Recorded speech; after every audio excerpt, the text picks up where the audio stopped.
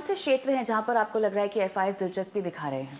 देखिए typically FI investing अगर हम देखें तो प्राइवेट बैंक्स में होती हैं वो, फिर वो कंज्यूमर स्टॉक्स में होती हैं, अच्छा। फिर वो आईटी स्टॉक्स में होती हैं, अच्छा। और बड़ी लार्ज मशीनरी या डेट फ्री एमएनसी कंपनीज में इन्वेस्ट करते हैं। उन्हें कंफर्ट फैक्टर मिलता था। Historically foreign institutional investors have not bought into PSUs, they have not bought into mid tier companies, they have not bought into too many emerging themes. मगर मुझे लग रहा है कि इस समय जो एफआई का फ्लोज आ रहा है थोड़ा हट के आ रहा है। इस समय हम देख रहे हैं small and mid cap stocks के अंदर रोज प्राय एक दो ब्लॉक डील्स हो रही हैं। उसके अंदर तो मुझे लग रहा है कि foreign institutional investors are making a comeback. फिर मुझे लगता है कि बैंक्स में जो आउट परफॉर्मेंस है वो एफआईज की वजह से आ रहा है। बैंक से नतीजे इतने खराब नहीं थे, भले एचडीएफसी बैंक हो या आईसीआईसीआई बैंक हो, तो वहाँ पर भी हम देख रहे हैं कि फ्लोज वापस आ रहे हैं। तो बैंक्स में एक बड़ा ट्रेंड दिख रहा है। आईटी में नहीं है इस समय, कंज्यूमर स्टॉक्स में वापस आ रहे हैं वो, और एनबीएफसीज में हम देख रहे हैं कि भले महिंद्रा फाइनेंस हो या बजाज फाइनेंस हो, उनके अंदर भी तेजी का रुख है। देखिए कविता जी, आपको एक चीज़ समझनी पड़ेगी हमारे व्यूअर्स को कि अमेरिका में क्या हो रहा है। वहाँ पर इन्फ्लेशन कंफर्ट लेवल से ज़्यादा है। बिल्कुल। हिंदुस्तान में जो इन्फ्लेशन है वो 4 से 6% हिस्टोरिकल रही है। तो जो इन्फ्लेशन है हमारे लिए हमारे हिस्टोरिकल एवरेज से बहुत ज़्यादा नहीं है, क्योंकि इकोनॉमी 4 से 6% इन्फ्लेशन डाइजेस्ट कर चुका है पहले भी और अभी भी कर लेगा।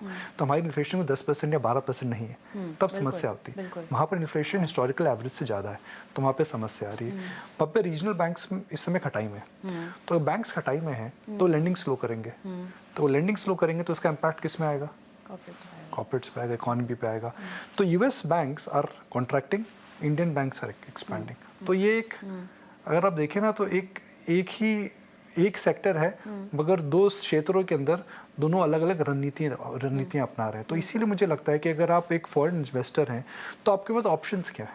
आपके पास ऑप्शंस हैं यूएस में रहें जहाँ पे कॉन्ट्रैक्शन हो रहा है, रशिया में जाएं जहाँ पर इस समय सैंक्शंस और युद्ध की चिंताएं, यूरोप में जाएं जहाँ पर एनर्जी क्राइसिस चल रहा है, ब्राज़ील में जाएं जहाँ पर हम देख रहे हैं कि कमोडिटी के अलावा जब पॉलिटिकल कंसर्न्स हमेशा आती जाती रहती हैं। अभी स्टेबल गवर्नमेंट है मगर कुछ साल पहले नहीं थी।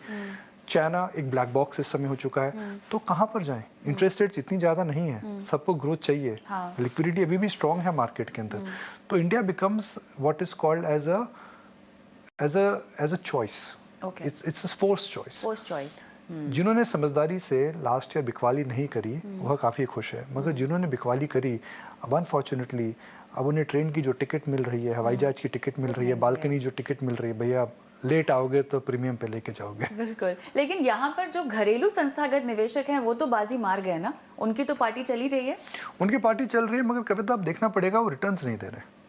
भैया आप एसआईपी का नारा कर रहे हैं, मगर कब तक आपका एसआईपी का नारा चलता रहेगा? मुझे लगता है कि हालांकि मेरा हमेशा मानना है कि एक अच्छी एएमसी का well run equity diversified scheme में अगर आप इन्वेस्ट करते हैं, एक अच्छे इंडेक्स फंड में इन्वेस्ट करते हैं, तो large part of your financial needs are taken care of for next 5, 10, 15 years. मगर दुख किस बात का है कि इस समय इतनी ऑप्शंस हैं मार्केट के अंदर, why is that funds are struggling to beat their benchmark? बिल्कुल, कंसिस्टेंसी नहीं है। हाँ, 5 साल 10 साल का आप ट्रैक रिकॉर्ड देखें तो बहुत कम फंड्स हैं जो कि आउट परफॉर्मर रहे हैं कंस्टेंटली। तो ये एक चिंता का विषय तो नहीं है, मगर मैं बोलूँगा कि शायद it is all about some inward looking and some soul searching that यहाँ पे प्रोसेसेस को ठीक कैसे करा जा सकता है। बिकॉज अब ये जो म्यूचुअल फंड इंडस्ट्री है बड़ी इंडस्ट्री हो गई है, इसके अंदर अब लाखों करोड़ों लोगों की अब जीवन की पूंजी है उसके अंदर।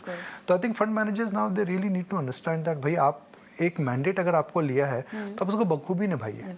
बार बार सिप का नारा बोलना या इंडिया बुलिश की कहानियां सुनाना बहुत अच्छी बात है, मगर ultimately what matters is that आपने लॉन्ग टर्म में बेंचमार्क को बीट क्यों नहीं करा है।